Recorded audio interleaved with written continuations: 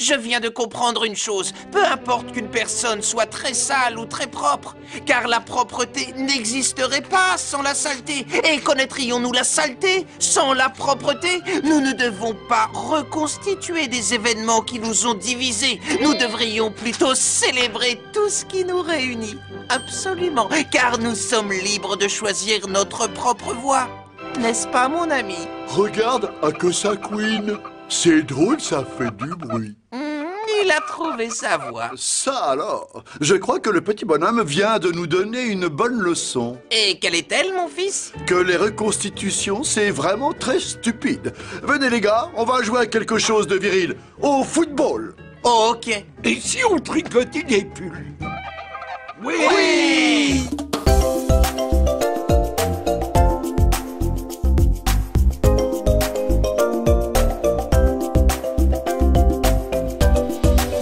Eh bien bonjour à tous et bienvenue dans un nouvel épisode de Tuto Reconstite. J'espère qu'une fois de plus le concept de cette émission séduira le fond de votre culotte. Quoi qu'il en soit, ça faisait bien longtemps que je ne vous avais plus fait la morale, alors qu'à cela ne tienne, car aujourd'hui, on a du boulot. Effectivement, le programme que je vous propose est de vous apprendre à restaurer un casque d'époque, en particulier un Stahl M16, car je crains fort n'avoir trouvé aucune reproduction de qualité. Quelle que soit la reproduction, c'est vraiment incroyable de voir qu'il y a toujours un truc qui va pas. La proportion du casque en général, il tombe pas à la bonne place, bombe trop plate, et mon défaut préféré, la visière modèle porte-avions. Mais regardez-moi cette visière de l'enfer, on dirait une étagère. À aucun moment le fabricant s'est dit « Tiens merde, j'ai foiré ». Bon, je vire cette image de l'écran car ça va attirer les avions. Ah, merde, trop tard. Donc vu qu'une fois encore les repros s'avèrent insatisfaisantes, preuve que la reconstitution historique est devenue un business dans lequel les gens Kevin prolifèrent, il ne nous reste plus d'autre choix que de se tourner sur l'original. Et croyez-moi, on n'est pas sorti d'affaire. Si vous êtes pété de thunes, il vous suffira d'acheter votre Stahl M16 directement chez IMA ou en faire un à l'atelier du casque. Du prêt-à-porter sans prise de tête pour quelques centaines d'euros seulement. Pour tout vous avouer, j'ai failli en arriver là car effectivement, force est de constater que ça devient assez dur à trouver. Dans l'optique d'une restauration de casque, plusieurs critères rentrent en compte. L'état général du casque favorisait donc une coque sans intérieur et sans peinture d'origine et avec un métal sain. Pas comme ce casque à 70 boules complètement mort, mais un peu comme ces deux-là susditement présentés pour vous donner un exemple. Plus la coque est en bon état, moins la restauration sera difficile. Mais n'allez pas pour autant massacrer une belle coque à belle peinture d'origine pour l'occasion, hein. Autre facteur à prendre en compte, c'est la taille du casque. Et c'est là que ça se gâte car la majorité des Stahlem à vendre ne nous renseignent pas sur ce point crucial. Souvent, la taille est gravée sur un côté de la nuquière, mais ça, c'est si tout va bien. Car il arrive que ce putain de marquage ne soit plus visible, ou alors qu'il soit inexistant juste pour vous emmerder. Du coup, il ne reste qu'une chose à faire, dégainer le maître ruban et faire le pourtour des trois rivets, ce qui devrait vous donner donc la taille d'origine de l'engin. À présent, je vous laisse avec ce petit tableau de correspondance de taille agrémenté d'une petite musique reposante.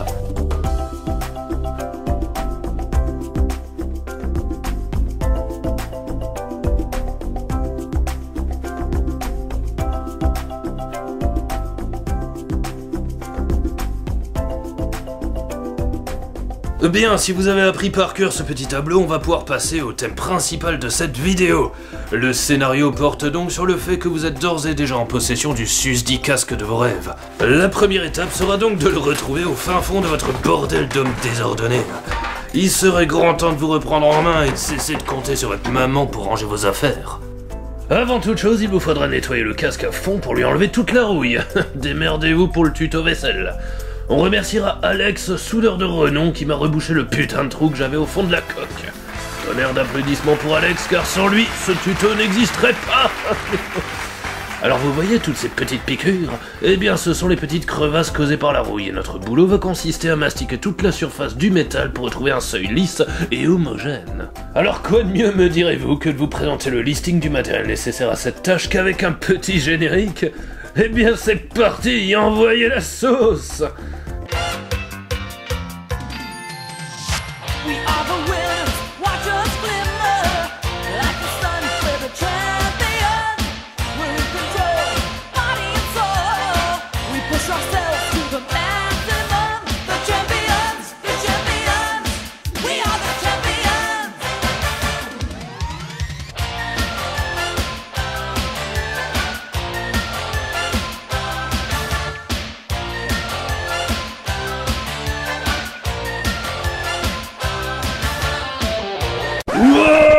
Non mais c'est pas bientôt fini ces conneries? Commencez par aménager votre plan de travail de manière à travailler sur votre casque dans les meilleures conditions possibles. L'éclairage est important. Munissez-vous ensuite du mastic à métaux qui sera donc le produit crucial de votre restauration. Normalement, un pot vous suffira amplement. Pour manipuler le produit, il est préférable d'utiliser Daniel et André, car le mastic est très casse-couille à enlever sur la peau. Surtout, n'oubliez pas Bernadette la spatule. Bien, nous allons dans un premier temps préparer Frédéric. Je précise que ce mastic se trouve assez facilement en magasin de bricolage.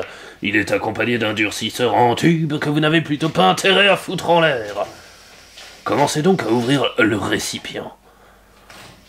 Ouh, je sens qu'on va se marrer.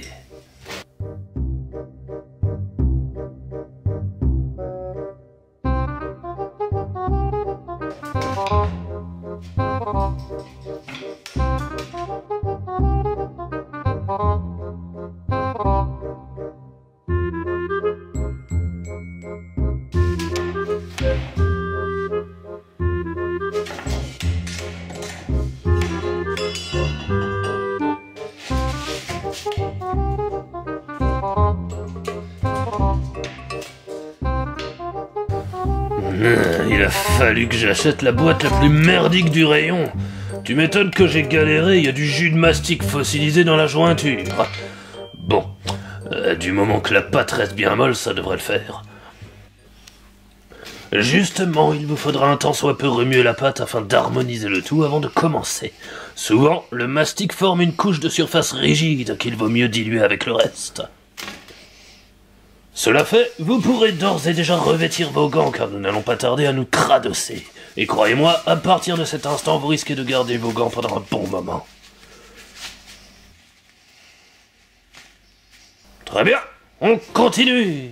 Vous allez me piocher 2 bonnes cuillerées de pâte dans le couvercle du pot comme susditement présenté sous vos yeux ébahis. Déjà à ce stade, vous comprendrez l'utilité des gants. Saisissez le durcisseur dès maintenant et appliquez-en à la pâte. À savoir l'équivalent d'un grain de café par cuillerée. Vous jugez, hein, pas besoin d'être précis.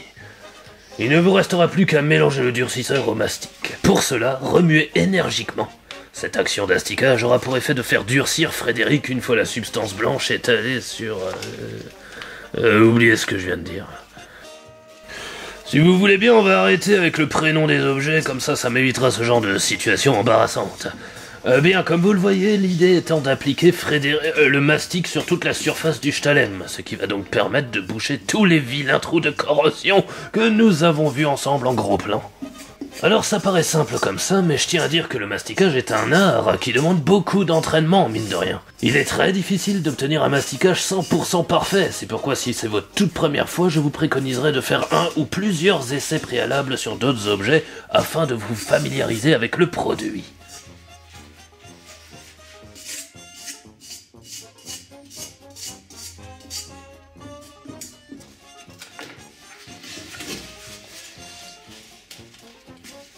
Mais bordel, pourquoi ça veut plus s'étaler?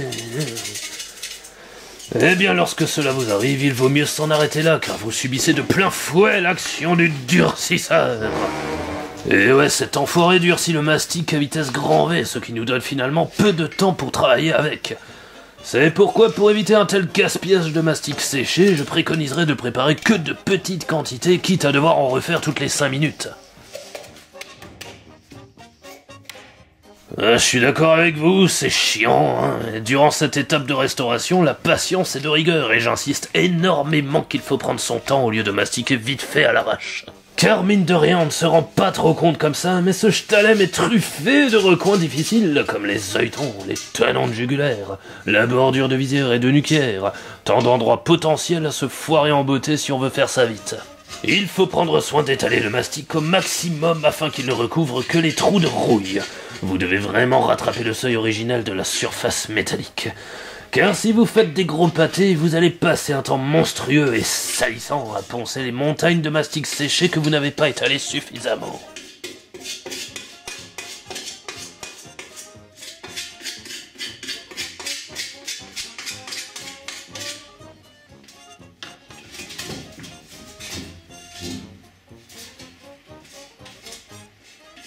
Prenez le temps entre deux fournées de mastic à observer votre masticage et repérer les endroits que vous avez négligés ou voire carrément merdés, car voyez-vous, le moindre de ces petits trous de merde se verra une fois la peinture posée par-dessus si vous en oubliez.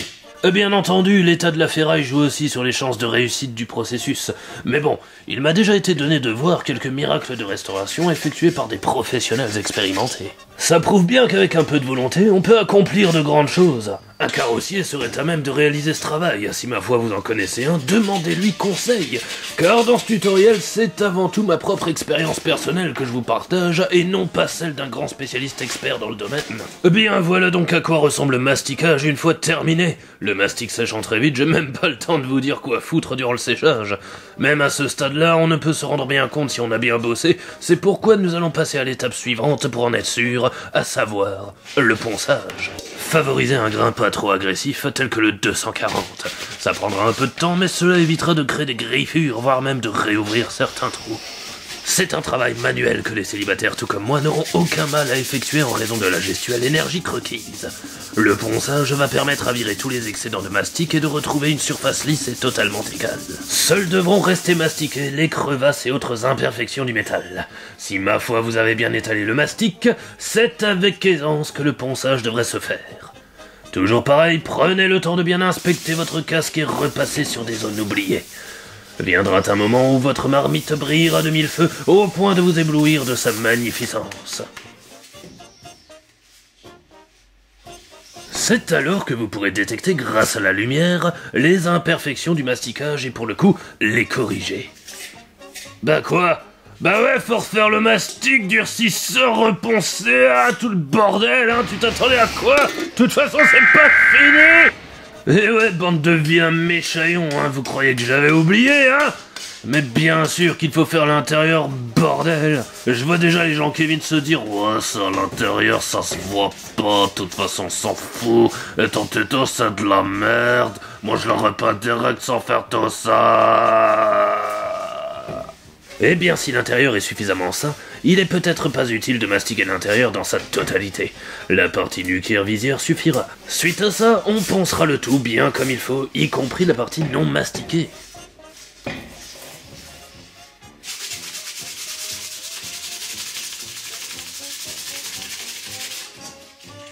Une fois l'intérieur du casque terminé, je vous invite encore une dernière fois à vérifier votre travail et à faire les quelques corrections qui s'imposeraient, car à présent il est temps de passer à la prochaine étape. Et ouais, la mise en peinture, mesdames et messieurs. Pour le coup, j'utilise la peinture vert pomme de la boutique Diday 1944 qui soi-disant devrait me donner la teinte exacte de l'original. Merde, c'est vrai, faut secouer la bombe. Alors c'est marqué sur l'étiquette qu'il faut agiter la bombe pendant 1 minute minimum. Mais bordel, c'est super long, n'empêche. Plus d'1 minute à secouer ça dehors comme un abruti sous les yeux du voisinage indiscret. De quoi se faire une réputation désastreuse. Personnellement, je trouve qu'au bout de 30 secondes, ça suffira déjà amplement.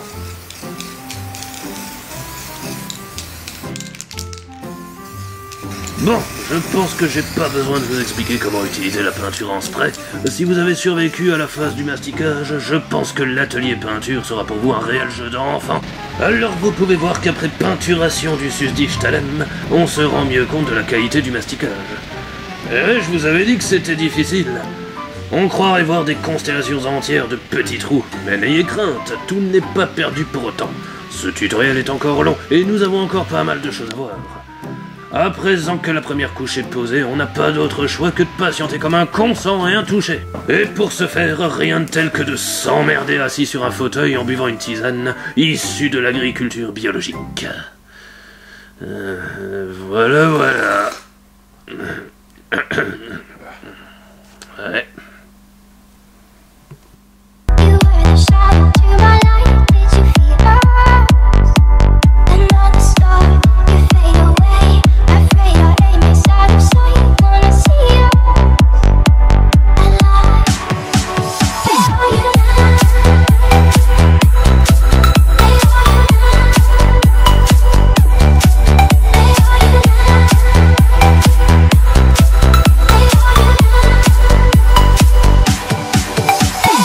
are you Ah, méfiez-vous des produits bio! Bref, à présent nous pouvons admirer non sans réticence le résultat de cette première couche de peinture au rendu jusqu'à présent dégueulasse. Ouais, car non seulement les défauts du masticage nous piquent les yeux, mais en plus de ça le rendu de la peinture est tout bonnement affreux. Et dire que certains abrutis se pavanent en reconstituent avec des casques laissés comme tels. Je vous épargne les plans vidéo où j'ai appliqué 3 couches de peinture en plus pour vous présenter le résultat au grand jour. Je suis d'accord avec vous, c'est toujours aussi moche qu'avant. Mais qu'à cela ne tienne, on va rectifier tout ça. D'ailleurs, rien ne vous empêche de remastiquer les zones à trous qui vous énervent à ce moment-là. Il suffit juste de reponcer la zone à nu, appliquer le mastic, poncer, puis repeindre par-dessus. J'avoue ne pas l'avoir fait tout de suite, ce n'est qu'au résultat final que j'ai entrepris le remasticage de certaines zones qui me faisaient décidément vraiment chier. À présent, on va bosser sur le rendu de la peinture car aucune personne saine d'esprit n'oserait laisser un casque dans un pareil état. Laine d'acier, papier de verre de grains différents, gratounette d'éponge sont tant d'armes qui vous serviront à donner à ce casque la peinture et la patine qu'il mérite. Aucun plan d'action bien précis, vous êtes libre comme une perdrix, libre de commencer par n'importe quel outil à votre guise. L'idée étant de redonner du brillant à la peinture et de causer quelques traces d'usure.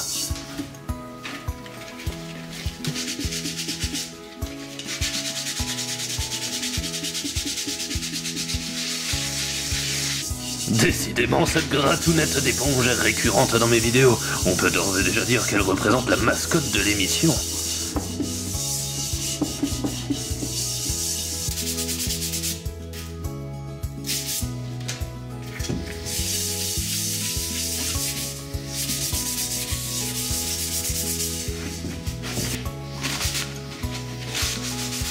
Comme dit, n'hésitez pas à insister sur la carrosserie.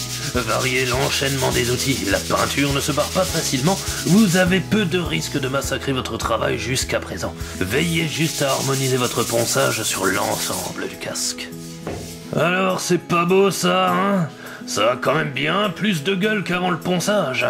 On obtient dès lors une coque bien repeinte, légèrement usée, mais qui paraît toujours neuve. L'effet de ponçage arriverait presque à gommer les petits défauts de masticage encore visibles. Pour le coup, nous allons pouvoir passer à la seconde et ultime étape de patine. Il y a peu, j'ai fait une découverte dans ce domaine que je ne suis pas peu fier de vous présenter. Pratiquant l'électrolyse à loisir, procédé permettant d'enlever la rouille d'un objet électriquement, j'ai pu remarquer qu'il se dépose au fond du bain une vase dégueulasse qui n'est autre que du jus de rouille déposé au fond par décantation. Eh bien voyez-vous, ce jus d'électrolyse est un produit vraiment formidable pour patiner son matos. Pour ce faire, nous allons en récolter quelques louches qu'on déversera telles quelles sur le Stahlhelm comme ceci.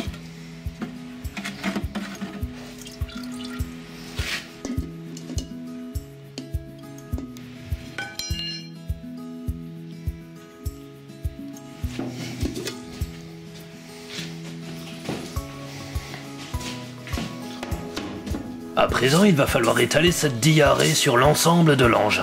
Encore une fois, la célèbre gratounette d'éponge nous sera fort utile à cette tâche. Étalez le jus d'électrolyse dans un premier temps, puis tamponnez comme ceci votre casque. Si ma foi il manquerait de bouillasse de rouille, n'hésitez pas à en rechercher.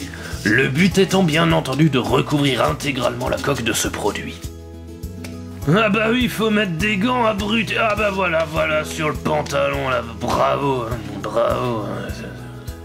Bien, une fois le casque bien badigeonné, nous allons pouvoir jouer avec un nouvel objet, à savoir un décapeur thermique qui nous servira donc à faire sécher prématurément le jus d'électrolyse sur le casque.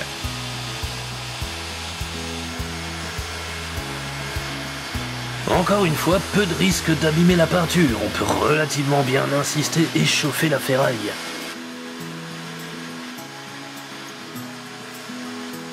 Voilà donc à quoi ressemble la bestiole une fois séchée.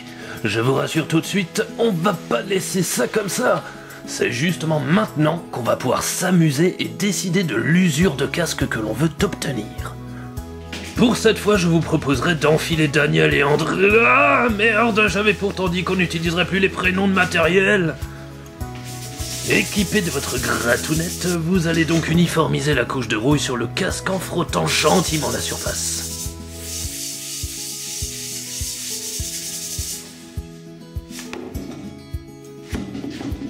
Comme vous le voyez, on se retrouve face à un casque presque marron tellement la rouille a recouvert la coque du casque. C'est à ce moment qu'on pourra doser selon le degré de patine souhaité le rendu final. Mouillez ainsi la gratounette dans l'âge de eau et frottez légèrement le casque à nouveau sur tout son ensemble. À force d'insister, vous referez apparaître la peinture cachée en dessous sans pour autant faire disparaître la couche de rouille, si ma foi vous ne frottez pas trop fort. On remarque immédiatement que la peinture a nettement refait surface, le tout constellé de zones rouillées. Saisissez sans perdre une seconde le décapeur thermique afin de recommencer une séance de séchage express.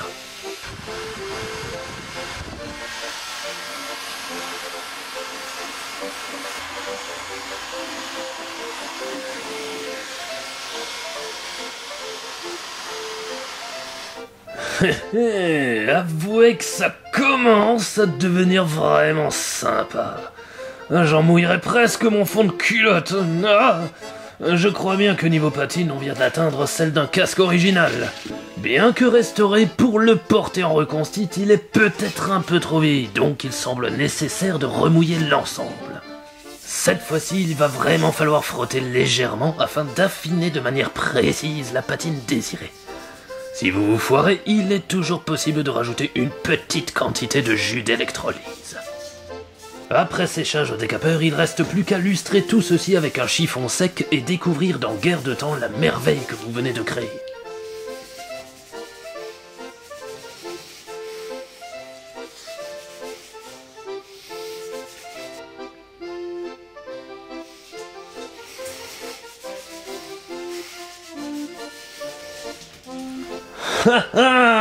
Vous êtes vraiment de gros branleurs, hein. Mais bien entendu qu'il faut faire pareil à l'intérieur. Vous voulez vraiment me truander à chaque étape de ce tutoriel, c'est incroyable, hein. Après tout, c'est pour vous que je fais ça, hein. Moi je m'en fous, j'ai un chalem magnifique, alors démerdez-vous tout seul, bande de vulgaires petits ingrats. Mais voilà, ça c'est dit, donc pour ceux qui restent, voici le putain de résultat final. Alors malgré que ce soit pas parfait, force est d'avouer que ça a sévèrement de la gueule, hein. Franchement, on n'a rien à envier aux copies asiatiques dégueulasses, sans compter que l'acteur de ce succès, c'est vous. Voilà, et on se détend, hein, c'est pas encore fini les gars, hein. Maintenant, on va s'attaquer à la garniture. Cela concerne le trio jugulaire, intérieur et rivet. Alors je vous cache pas que je suis un peu vénère, hein, car ayant acheté la jugulaire et cet intérieur sur eBay, je crains m'être fait baiser par les éternelles photos non contractuelles. Du coup, pour que ces deux repros de merde ressemblent à quelque chose, y a pas d'autre choix que de les pourrir à grands frottis de gratounettes énergiques. Vous me direz, pourquoi repros de merde ? Eh bien non pas parce qu'elles sont mal refaites, mais tout simplement car c'est du simili-cuir de sac à main de pétasse de la foire fouille. Je déteste tellement cette matière synthétique à la con. Je vous jure que ça devient très difficile de trouver de belles reproductions 100% cuir de compétition. Que voulez-vous ? Ça fait longtemps que plus grand monde fabrique ça avec passion. Les reproductions sont devenues qu'un vulgaire business de plus dans ce monde corrompu.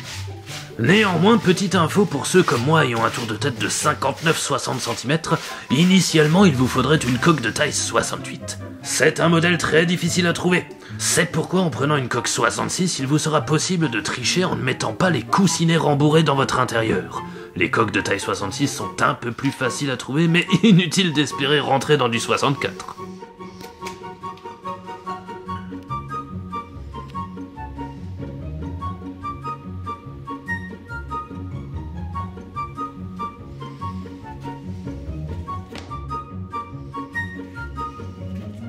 Bon alors bien sûr, n'oubliez pas de faire de même avec la jugulaire, hein, avec le petit traitement huile de vidange brou de noix, voire première vidéo de cette émission. Si toutefois votre coque était encore pourvue de ces rivets d'origine, ça ne coûte rien d'essayer de les remettre, ça serait plus sympa de les avoir avec, hein. Bien entendu, s'ils sont en mauvais état comme cela, il va encore une fois falloir jouer les maquilleuses avec un procédé dont je n'ai plus besoin d'en rappeler le déroulement. Bon, finalement, c'était une perte de temps, les pattes de fixation en trop piteux état, il a fallu que j'achète des repros, voilà, seul le rivet arrière tient le choc.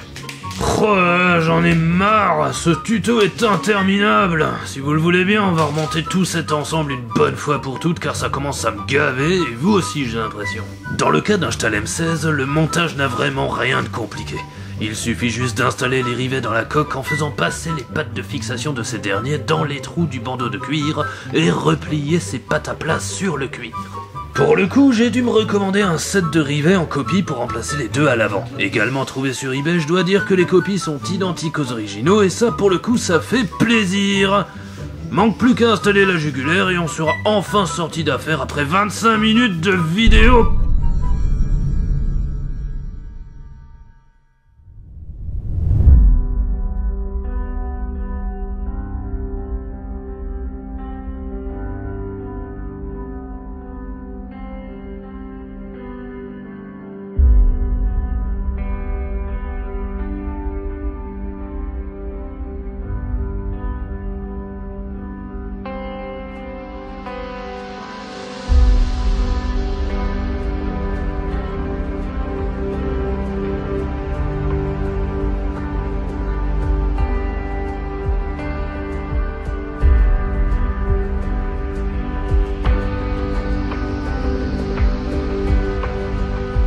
À partir de cet instant, vous pouvez vraiment être content de vous. Le rendu est absolument prodigieux si toutefois vous avez pris le temps d'effectuer quelques corrections. Il faudra vraiment inspecter le casque de près pour détecter son masticage et sa remise en peinture. Nous sommes quasiment proches de la restauration professionnelle et le fait de l'avoir restauré vous-même vous gonflera de fierté. Sentiment bien plus jouissif que si vous en aviez acheté un tout fait au tarif d'une somme exorbitante. Car vous voyez, la reconstitution historique c'est aussi ça. Pouvoir redonner vie à des objets du passé que le temps a dégradé puis fait tomber dans l'oubli. L'opulence des reproductions d'aujourd'hui altère de plus en plus cette doctrine et pervertit l'essence même de ce qu'est véritablement la reconstitution historique. À savoir, l'un de ses plus grands atouts, le partage de la connaissance. Beaucoup de personnes aujourd'hui, cultivées ou non, se montent des uniformes pour leur propre plaisir personnel, pour pavaner avec, boire des bières entre reconstituants sur les campements, pour se refaire dans la tête des scènes de guerre de cinéma, et franchement, ce genre d'attitude me désole. Le port d'un uniforme historique tel qu'il soit se doit d'être porté avec un minimum de respect, déjà en l'honneur de ceux l'ayant porté durant les conflits en question, mais aussi face à un public qui s'intéresse à vous. Le but pédagogique des reconstitutions historiques étant le partage avec le public est en voie d'extinction et se transforme peu à peu en campement scout peuplé de gens Kevin et d'égoïstes réservés. La notion d'interaction avec les gens qui viennent vous voir est primordiale. La reconstitution historique n'est pas un vulgaire loisir comme un autre. Elle engendre des responsabilités et c'est à vous à présent d'en conserver ses atouts culturels et pédagogiques.